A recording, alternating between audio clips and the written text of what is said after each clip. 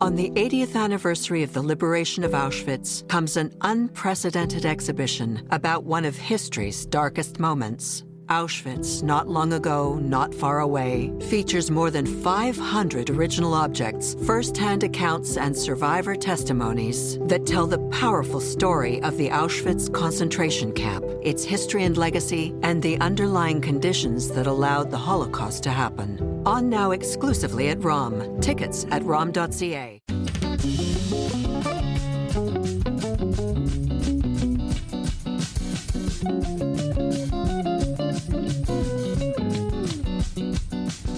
So this is my final time speaking as an Ottawa-Carleton District School Board trustee. As of this evening, I am resigning. A fellow trustee asked me to explain why I am leaving, and so if you will oblige, I will have a few final words. It may take me 4 minutes, not 3. It has been That's the voice of Dr. Nili Kaplan-Myrth announcing at this week's meeting of the Ottawa-Carleton District School Board that she was resigning, even though she still had more than a year left to serve in her 4-year term. It was a surprising turn of events for the high-profile Ottawa trustee, as the only Jewish member of the capital city's school board. Kaplan-Myrth's tenure has made headlines ever since she was first elected in October 2022, when she, who's a family doctor, asked that masks be made mandatory in schools to prevent the spread of COVID during the pandemic. She was then targeted by anti-vaxxers and even neo-Nazis, so much so that the board had to create a safety plan for her, but then shared details of it with Rebel News. She had to stop using her office phone. Her school board email was closed because of it all. And the board censured her for violating the code of conduct after she complained about all the hatred she was receiving and nobody was doing anything about it. It's been a similar story whenever trustee Kaplan-Myrth has acted as a vocal advocate against anti-Semitism, which she feels became rampant in the school board itself and also in the classrooms. Again, she's faced censure and a flood of anti-Semitic and now anti-Zionist comments on social media, by phone and email too, even death threats to herself and her family. She says she has to lock her health clinic door between patients. Throughout it all, Kaplan-Myrth didn't back down. She brought in the Ottawa police. At least 3 people have been charged successfully from the public for harassing her. And she's proud of having pushed the school board to hire its first ever Jewish equity coach to help Jewish students and staff cope with hatred in the classrooms. But now, the straw that broke the camel's back, so to speak, came after Kaplan-Myrth recently objected to a Jewish person who is both a member of the Independent Jewish Voices group and Queers for Palestine wearing a keffiyeh while speaking during a school board meeting. Kaplan-Myrth said this was an act of aggression against Jewish and Israeli students and staff. And since then, the school board and she have been swamped with emails from the National Council of Canadian Muslims, a campaign accusing her of racism against Palestinians. That group also held meetings with the board and demanded the Jewish trustee be dealt with. A new censure motion against her was filed, so now Kaplan-Myrth has resigned. Parents, of course, and children understand the anti-Semitism that they've experienced in their classrooms, in their schools, and even from their teachers. And the systemic anti-Semitism at that level, but to understand what goes on, the dysfunction at the school board level, it's really hard to grasp how bad it is unless you go and you sit in a room behind those closed doors. I'm Ellin Bessner, and this is what Jewish Canada sounds like for Friday, June the 6th, 2025. Welcome to the CJN Daily, a podcast of the Canadian Jewish News, and made possible in part thanks to the generous support of the Ira Gluskin and Maxine Granovsky-Gluskin Charitable Foundation.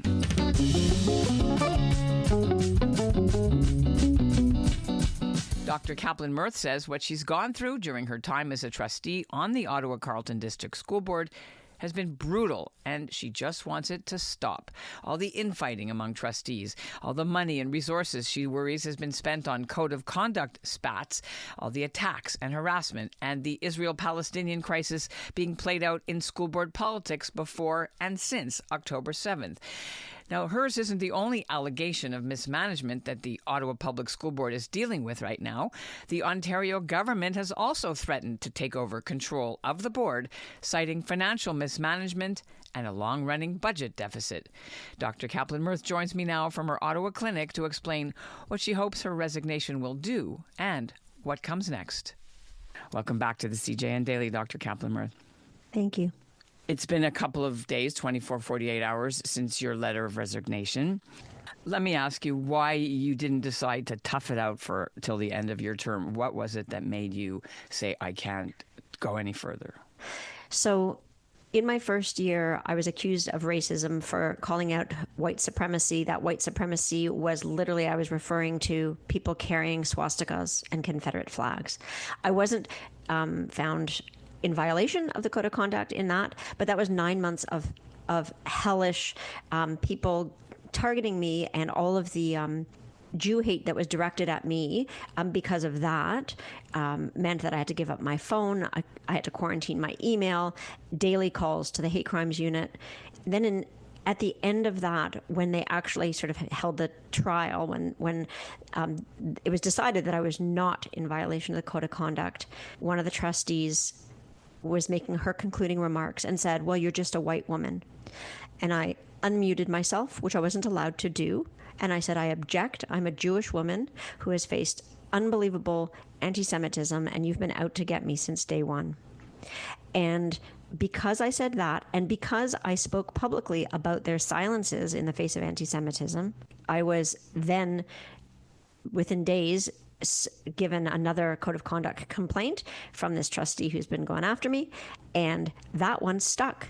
So I had to sit out 3 months of not being allowed to participate on committees. That was right before October 7th. Then October 7th happened, and then the anti-Zionism started targeting me, as well as the previous just sort of Nazi Jew hate. And then I had the Advisory Committee on Equity taking a very anti-Israel stance at their meetings, but I was the only Jew in the room. I was always the only Jew in the room. I was the only Jew in the room as a school board trustee and then on this committee. So I kept putting up my hand and saying, it's not appropriate. Can you please leave politics out of this? Because Jews also need to be able to access the equity committee. And a whole series of nasty emails were sent around, and still I didn't quit. And I didn't quit because, in conversation with some of my mentors and in conversation with Jewish leaders, it was kind of, the feeling was, you don't let the bastards win. You don't leave just because they're being hateful. You keep showing up and doing your work. So that's what I did. The straw that broke the camel's back was a few weeks ago. Yeah, this was April 8th. Yeah. Yeah. Because I raised my hand at that meeting because a person who was representing the equity committee came to a school board meeting in protest against Israel. And I raised my hand. I said, look, I don't think that people around the room realize that this equity committee representative is wearing a keffiyeh to protest Israel. But I don't feel like it's appropriate to antagonize Jews and Israelis. And I'm Jewish and I'm Israeli, and the Jewish students and the Jewish staff, most of us are Zionists, and most of us are going to feel like now the equity committee is taking a position, a geopolitical position that it shouldn't be. And I emphasized that it's not the actual garb, it's not the actual keffiyeh that's the problem. The person who is wearing it posts on social media and says things that are extremely anti-Israel, and posted themselves that they choose to wear the keffiyeh as a protest against Israel. Right, and this person, our listeners may not know, is a Jewish person. That's right. Who was with Independent Jewish Voices. All right, having said that, why was this the straw that broke the camel's back? So immediately, thousands of emails started flooding in, accusing me of racism, right? Anti-Palestinian racism. That's right. But they couldn't make the white supremacist racism label stick. So now they're trying for anti-Palestinian racism.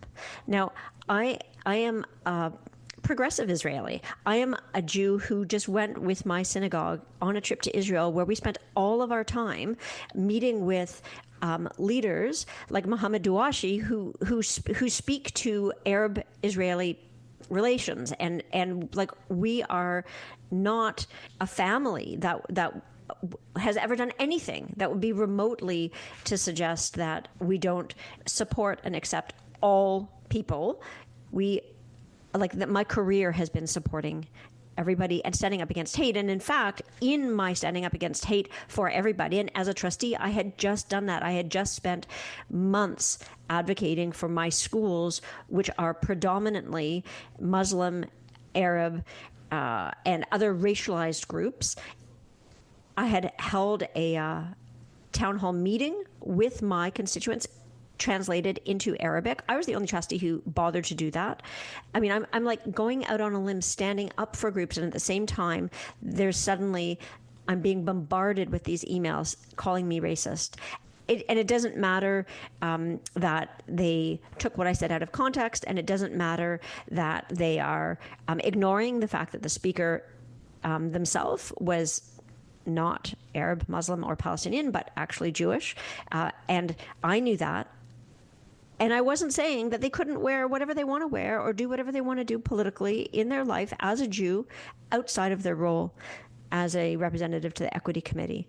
But on the Equity Committee, we have a responsibility to represent everybody. And that's what I was saying. Was it the emails that No, broke the camel's back, or that you're called racist, or that you're just threats to your family, mental health? Then the trustee submitted a third code of conduct complaint accusing me of racism, anti-Palestinian racism. And I was just like, that's not okay.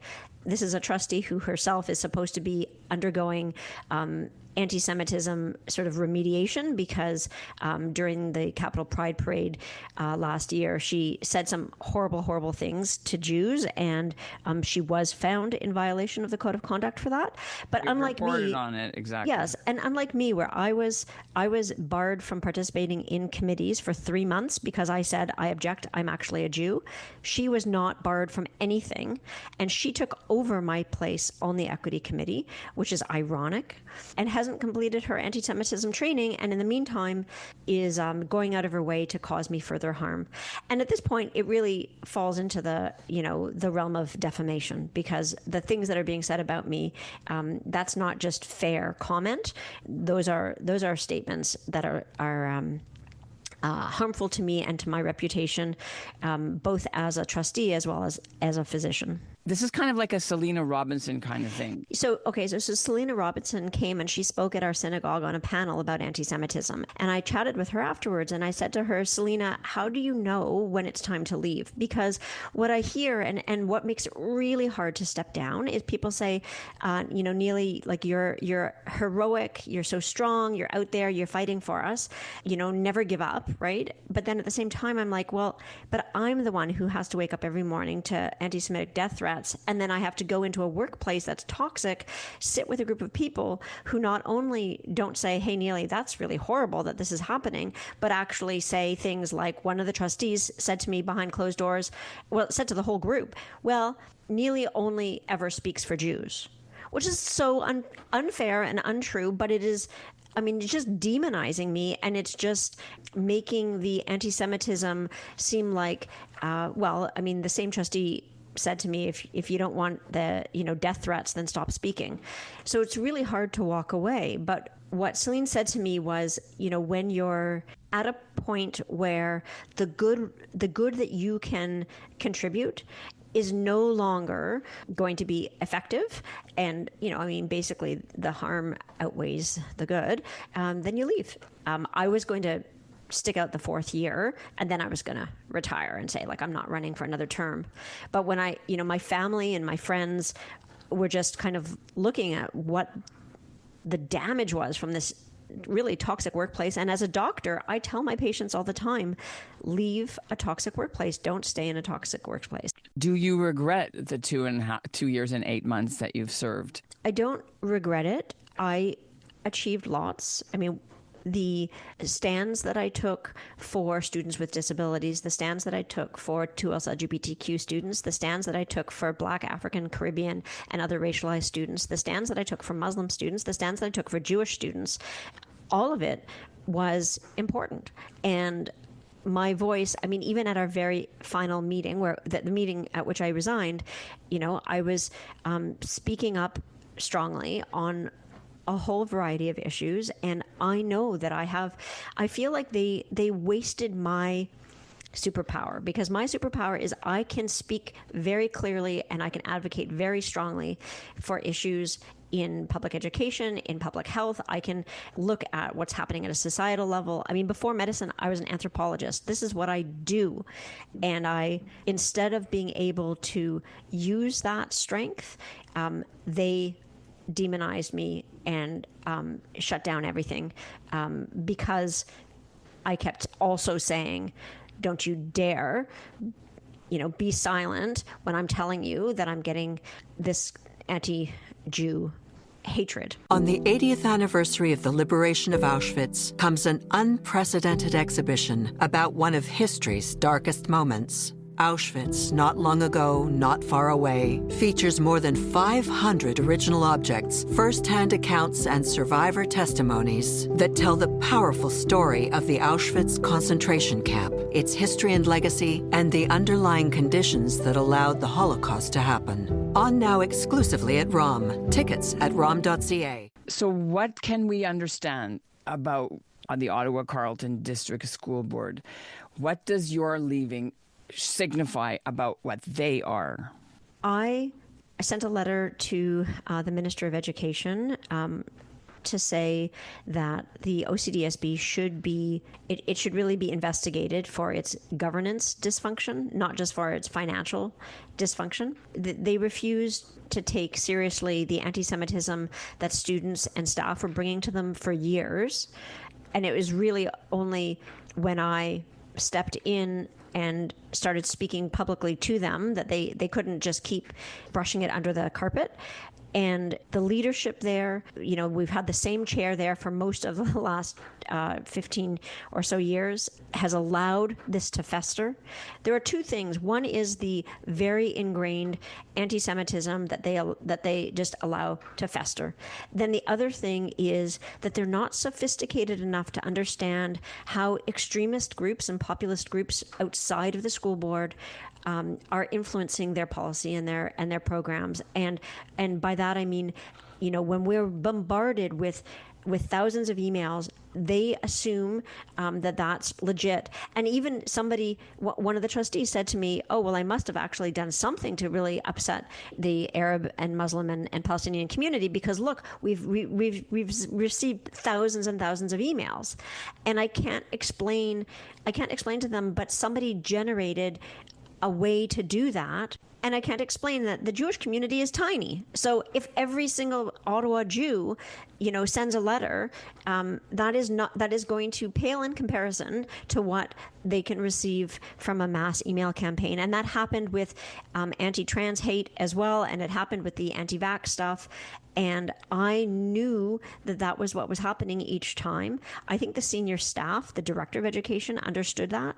But the trustees are persuaded by it. And that's the dangerous thing. That's the cautionary tale that is true for not only for Ottawa, but also for the Toronto District School Board, for school boards across Canada and around the world. We've seen that already in the United States, and it scares me. And so I needed to leave. I can't be the voice for the Jewish community that gets personally pummeled for speaking.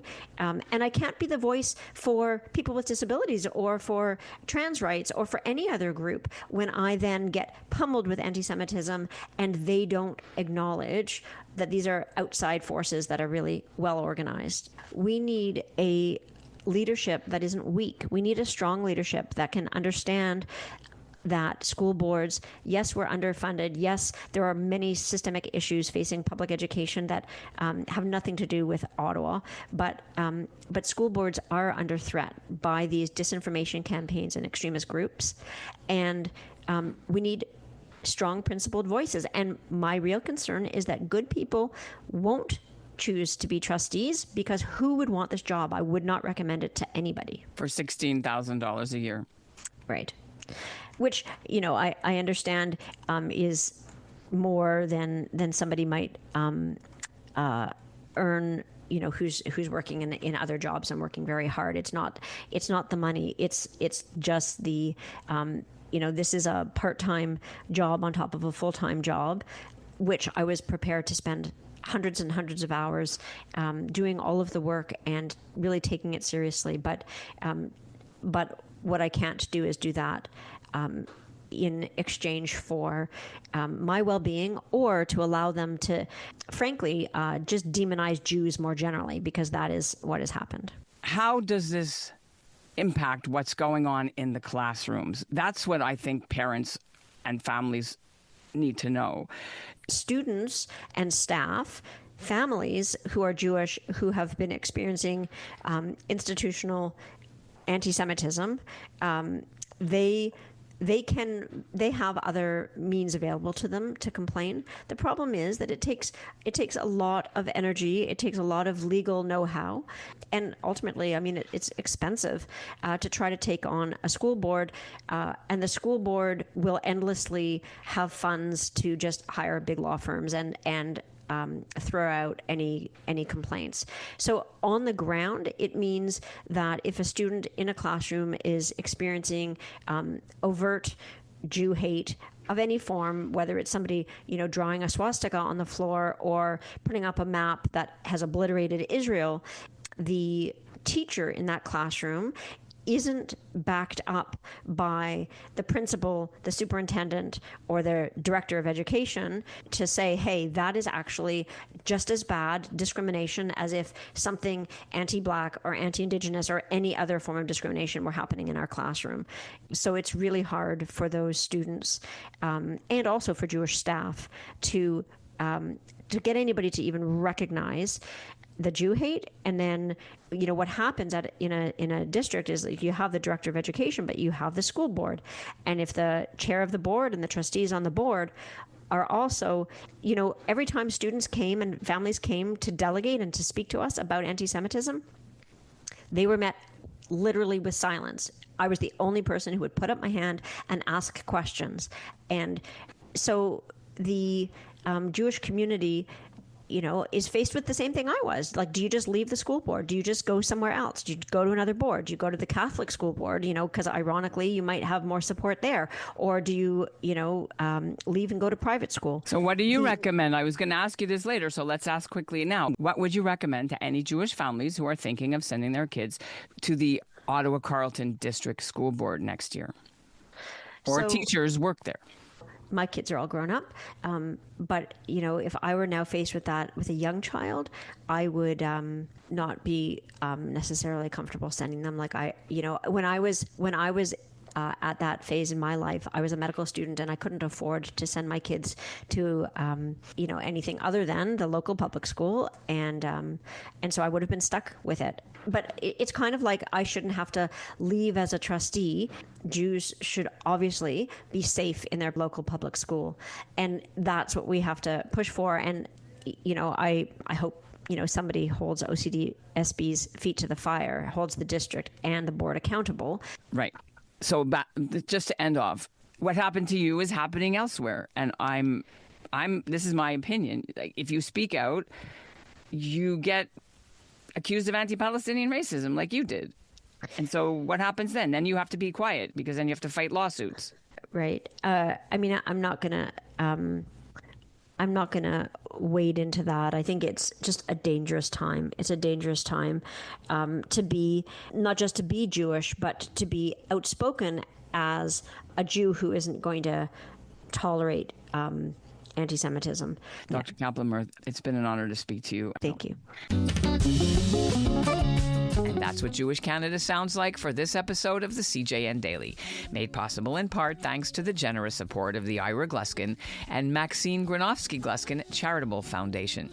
A group representing Jewish parents of students in the Ottawa Public Board, Jay Posa, says Dr. Kaplan-Myrth's resignation is a, quote, direct consequence of the board's failure to protect Jewish voices and to ensure a safe and inclusive school environment, unquote.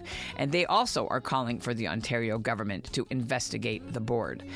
A school board spokesperson says trustee Donna Blackburn will complete her anti-Semitism training by the end of the summer, and the board wishes Dr. Kaplan-Myrth the best for her future and thanks her for her service. One programming note, next week, our show will have a couple of surprises to announce, so stay tuned. Our show is produced by Zachary Kauffman and Andrea Varsany. The executive producer is Michael Fraiman, and our music's composed by Dov Beck-Levine. Thanks for listening. On the 80th anniversary of the liberation of Auschwitz comes an unprecedented exhibition about one of history's darkest moments. Auschwitz, Not Long Ago, Not Far Away, features more than 500 original objects, first-hand accounts, and survivor testimonies that tell the powerful story of the Auschwitz concentration camp, its history and legacy, and the underlying conditions that allowed the Holocaust to happen. On now exclusively at ROM. Tickets at rom.ca.